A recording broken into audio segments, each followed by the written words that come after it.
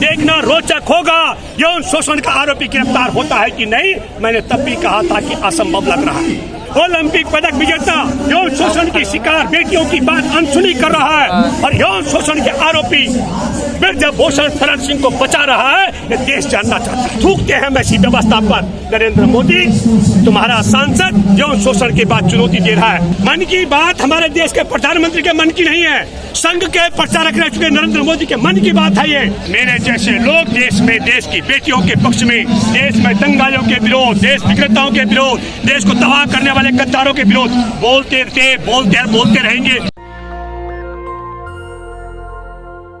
कैसे संभव हो सकता है कि जिन पुलिस कर्मियों ने यौन शोषण की शिकायत को एफआईआर में दर्ज नहीं किया और सुप्रीम कोर्ट में बैठे जजों ने उनको बाईपास कर दिया।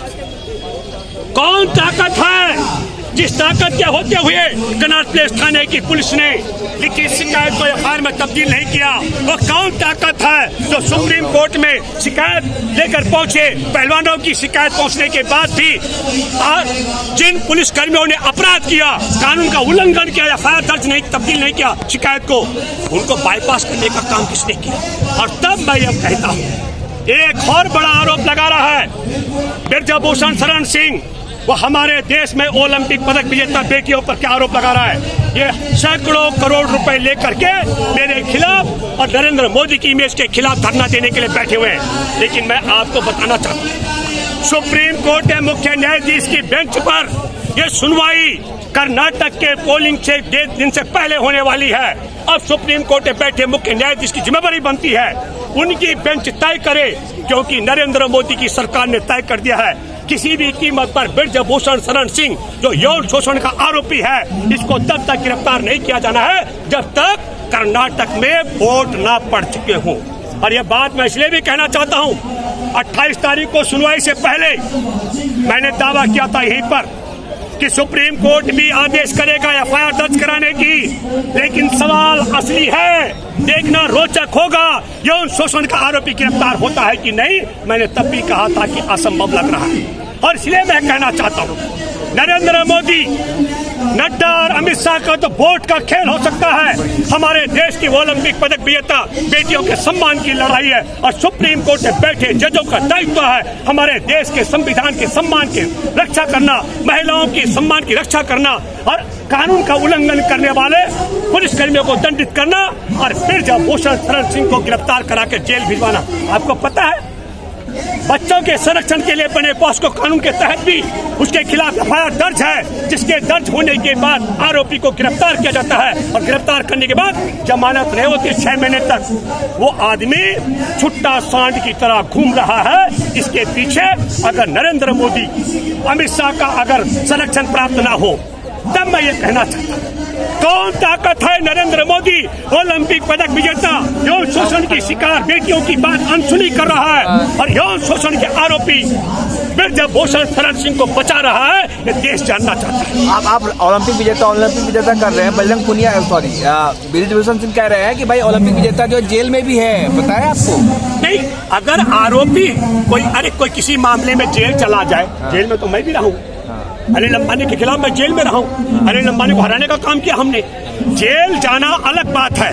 हम फिर एक आपका ये कहना चाहते हो, कुछ पत्रकार ये भी करते कि नरेंद्र मोदी की चुनी हुई सरकार आ रखी है, तो चुनी हुई सरकार का काम यह है कि हमारे देश की बेटियों का यौन शोषण हो और यौन शोषण करने वाला भाजपाई हो और भाजपाई पर कानून कार्रवाई न हो, कि हमारा देश ही छूट देता है। मैं आपके माध्यम से एक बात कहना चाहता हूँ, सुप्रीम कोर्ट में बैठे जजों से, एक, ब्रजभूषण शरण सिंह को तत्काल गिरफ्तार करने के लिए आपको पुनः आदेश करना चाहिए। 2, जिन पुलिसकर्मियों ने नजीर बना दी है, अब क्या होगा, भारत में कोई बेटी यौन शोषण की शिकार होगी, पहले उसे यहाँ मजमा लगाना पड़ेगा, फिर आप जैसे टीवी पत्रकार बुलाने पड़ेंगे, फिर सुप्रीम कोर्ट का दरवाजा खटखटाना पड़ेगा, फिर सुप्रीम कोर्ट में मुख्य न्यायाधीश सुनवाई करेंगे, फिर एफआईआर का आदेश जारी होगा, फिर जांच की बात आएगी। मैं वापस आता हूँ, मैं आपको एक बड़ी रोचक और सच्ची कहानी सुनाता हूँ, जरूर सुननी चाहिए आपको।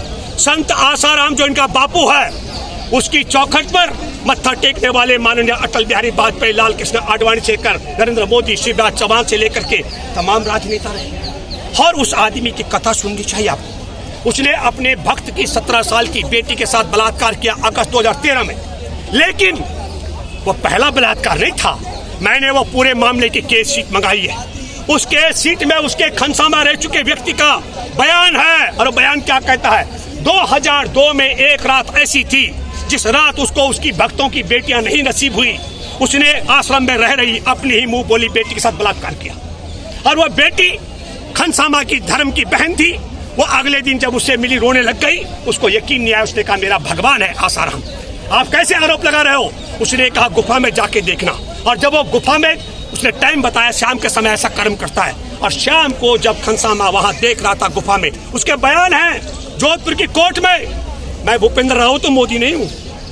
उसके बयान है, उन बयानों में कहा गया आसाराम पागल कुत्तों की तरह 3, 16, 17 साल की बेटियों पर झपट रहा था। कौन आसाराम?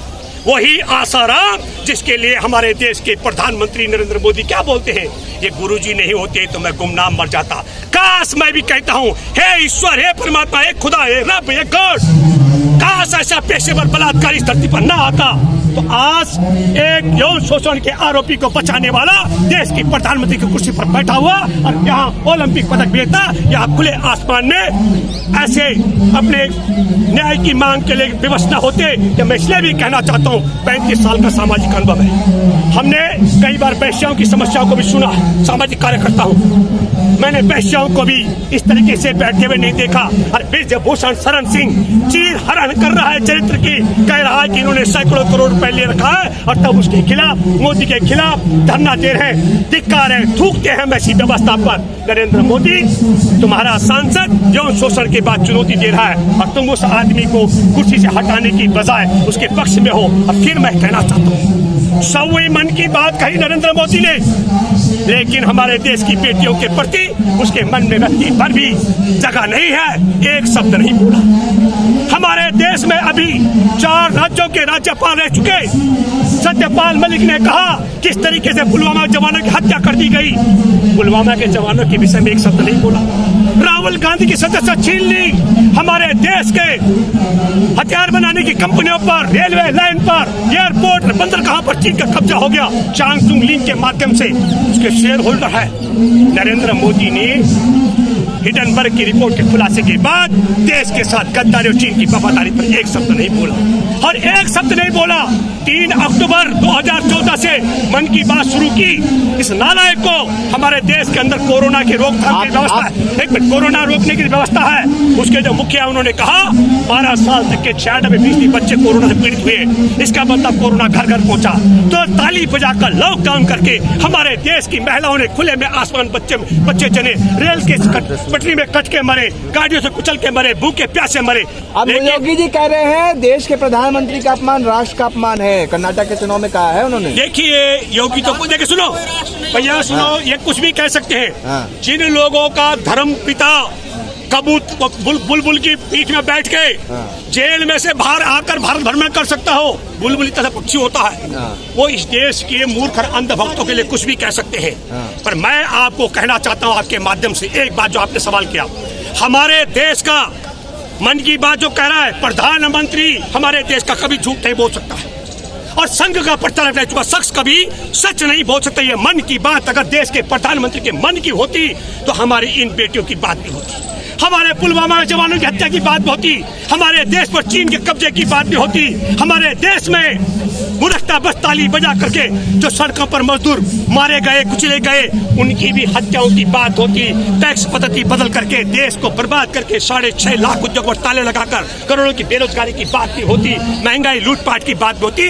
ये संघ के प्रचारक रह चुके नरेंद्र मोदी के मन की बात है जो कभी सच नहीं बोल सकता है। और प्रधानमंत्री गलत है मन की बात हमारे देश के प्रधानमंत्री के मन की नहीं है, संघ के प्रचारक रह चुके नरेंद्र मोदी के मन की बात है। ये प्रधानमंत्री के मन की बात होती तो वो यौन शोषण के आरोपी को जेल में डलवाता और इन बेटियों की बात करता। अच्छा, ये कहते हैं सियासत की रोटी खा रखे थे क्या?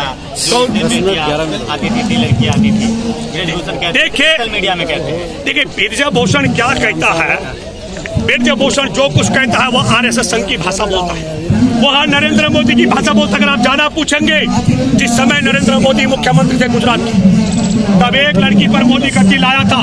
नरेंद्र मोदी ने एयरपोर्ट उसका अपहरण करवाया और अपने नरेंद्र मोदी के मुख्यमंत्री आवास के जहां उनका कमरा था उसके साथ में 2 दिन तक उस लड़की को बंधक बना कर रखा। सुप्रीम कोर्ट में एक शपथ पत्र है, सीनियर IAS ऑफिसर का, कई लोग मुझे धमका रहे हैं, गलियां दे रहे हैं कि मैं मोदी के चरित्र पर चीरहरण कर रहा हूं। आप बोल ले रहे हैं प्रधानमंत्री के खिलाफ क्योंकि आप हिंदू हैं, इसीलिए बोल पा रहे हैं। देखिए बात सुनो, ये हिंदू मुसलमान का मामला नहीं है। हमारे देश में संविधान है और जब तक देश में संविधान है, मेरे जैसे लोग देश में देश की बेटियों के पक्ष में, देश में दंगाइयों के विरोध, देश विक्रेताओं के विरोध, देश को तबाह करने वाले गद्दारों के विरोध बोलते रहेंगे। ये दायित्व आप सबका बनता है। संविधान जिंदा रहेगा, हम सब लोग अन्याय अत्याचार के खिलाफ उसी तरह बोलते रहेंगे। धन्यवाद। कॉलोनी टूटने वाली है, कहाँ ग्रेटर नोएडा की, न हिंदू दिखेगा बुलडोजर का, न मुसलमान।